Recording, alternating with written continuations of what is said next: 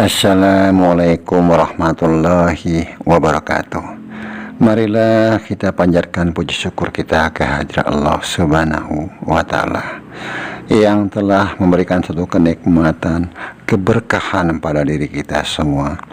Juga kita tidak lupa mengucapkan sholawat dan salam kepada junjungan baginda Nabi kita yang mulia, Nabi Muhammad Sallallahu Alaihi Wasallam, beserta keluarganya, juga para sahabat dan pengikutnya yang senantiasa istiqomah. Izinkan Abah untuk mengucapkan banyak-banyak terima kasih kepada saudara-saudara Abah yang telah membantu subscribe, like, comment, share. Karena subscribe itu gratis, mohon dibantu. Juga tidak lupa Abah mendoakan saudara-saudara Abah dimanapun berada dalam lindungan Allah Subhanahu wa Ta'ala, dimudahkan rezekinya, juga diberikan kesehatan sekeluarga. Hanya Allah lah yang bisa membalas kebaikan saudara-saudara. Amin amin ya robbal alamin. Kebenaran datangnya dari Allah Subhanahu wa Ta'ala. Kekurangan dan kesalahan tentu datang dari Abah, mohon dimaafkan. Untuk konten saat ini Abah membuat judul Manusia Pilihan Satria Piningit dan Kehancuran Akhlak. Salam akal sehat saudaraku. Begitu banyak pembahasan tentang manusia pilihan, satria, piningit, apapun sebutannya. Haruslah kita berpikir sebagai manusia yang beragama supaya tidak menyimpang dari akidah, walaupun sudah bermacam-macam versi dalam pembahasan tentang sosok tersebut.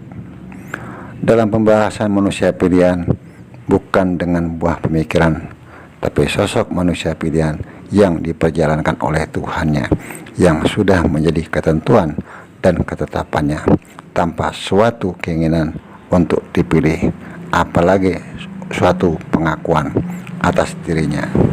Di video kemarin sudah Abah jelaskan bagaimana beliau diperjalankan dengan dua cara dalam mendapatkan petunjuk.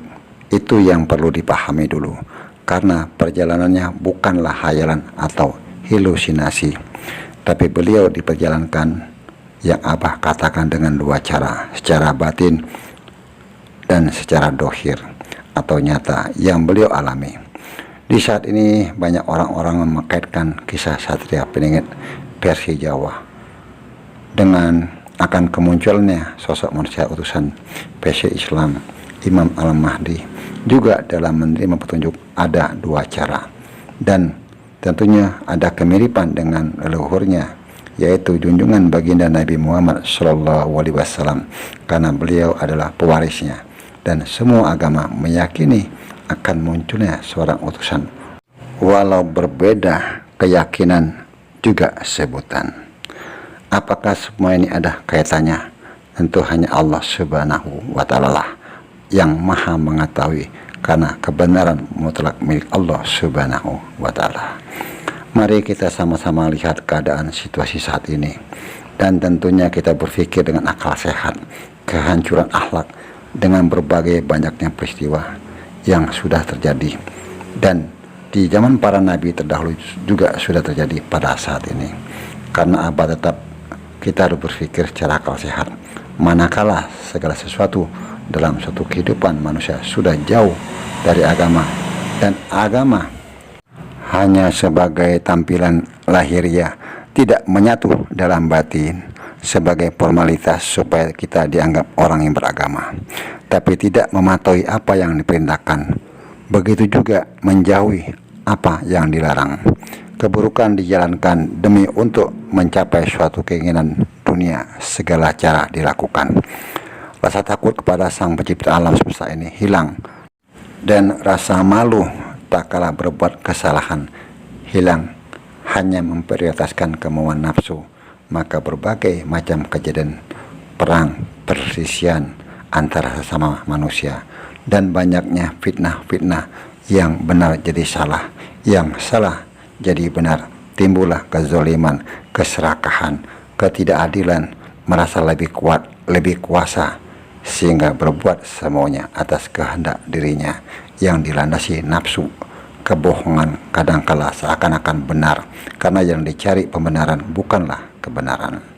dengan kemampuan kepiawaian bicara dengan berdasarkan keilmuannya untuk meyakinkan walaupun tahu yang disampaikan adalah salah. Ini yang terjadi pada saat ini. Tanpa kita sadari, kita sampailah saat ini di bulan Muharram yang kita yakini bulan pertama dalam kalender Hijriah yang mempunyai keutamaan dan makna penting bagi umat Islam. Pada bulan ini Nabi Muhammad SAW hijrah dari Mekah ke Madinah.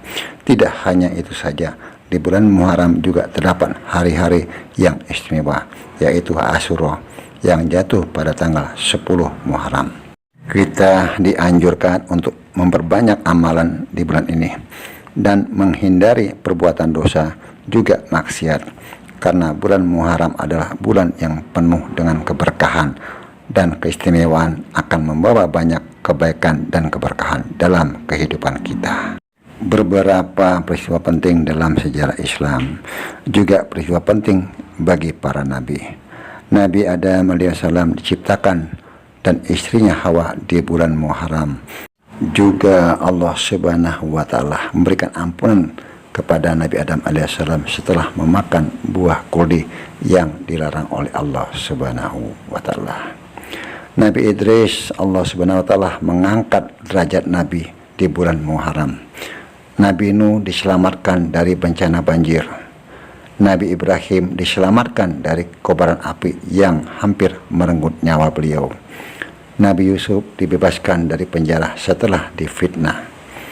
Nabi Yakub di bulan Muharram, Nabi Yakub bisa melihat kembali setelah terpuruk dan jatuh sakit. Nabi Ayub diberikan kesembuhan dari penyakit kulit yang bernanah di sekujur tubuhnya. Nabi Musa diselamatkan dari kejaran Firaun yang terjadi pada 10 Muharram. Selain itu diturunkanlah kitab Taurat, dan tenggelamnya Firaun di Laut Merah juga terjadi di bulan Muharram. Nabi Yunus berhasil keluar dari perut ikan setelah bertahan selama 40 hari. Dan Nabi Muhammad SAW, peristiwa hijrahnya beliau dari Mekah ke Madinah. Di bulan Muharram inilah adalah waktu yang tepat untuk membuat resolusi spiritual, evaluasi diri, dan untuk meningkatkan kualitas ibadah, memperbaiki akhlak, dan memperbanyak amal kebaikan. Begitu juga akan kemunculan sang sosok manusia pilihan, apapun sebutannya, di mana kerusakan akhlak mencapai puncaknya, kezoliman sudah merata, maksiat semakin banyak, dan agama hanya lisan, tidak diterapkan dalam kehidupan sehari-hari.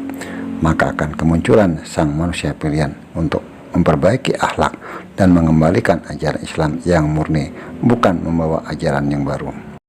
Adakah kaitannya sang manusia pilihan dengan datangnya bulan Muharram saat ini? Dan akankah ada peristiwa di bulan Muharram bulan ini?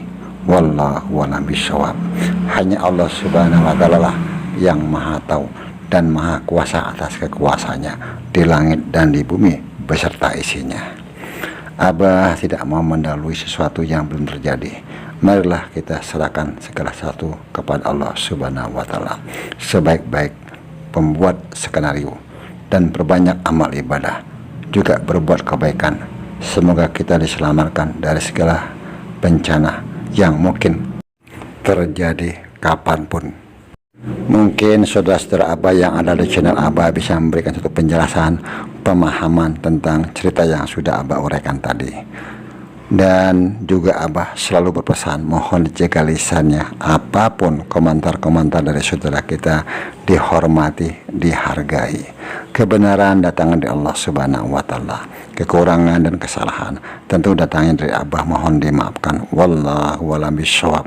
Wassalamualaikum warahmatullahi wabarakatuh.